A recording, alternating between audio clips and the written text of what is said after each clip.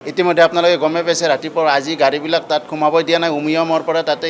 এছ'চিয়েশ্যনবিলাকে মেঘালয় এছ'চিয়েশ্যনবিলাক গাড়ীবিলাক ঘূৰাই দি আছে অসমৰ গাড়ী তাত যাত্ৰীসমূহ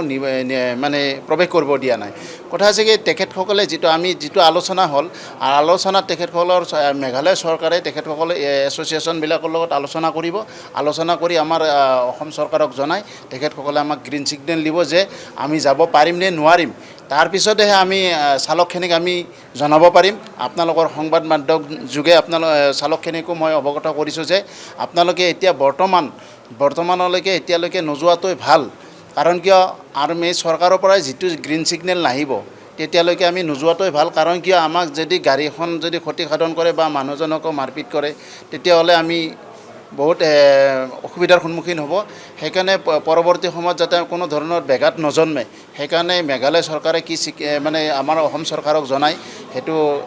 পিছত আমি আপোনালোকক জনাব পাৰিম যিবিলাক চালকৰ মানে চালক বুলিয়ে নহয় অসমীয়াৰ জীৱনৰ নিৰাপত্তা সুনিশ্চিত হ'ব লাগে পৰ্যটকৰ জীৱনৰ নিৰাপত্তা সুনিশ্চিত হ'ব লাগে যাতে তাতে পৰ্যটকস্থলীত গৈ মেঘালয়ত গৈ যে কোনো যে হাৰাশাস্তি নহয় কোনো যে মানে হাৰাশাস্তিৰ সন্মুখীন নহয় সেয়েহে আমি সকলো অকল ড্ৰাইভাৰৰ নিৰাপত্তা নহয় আমি চালক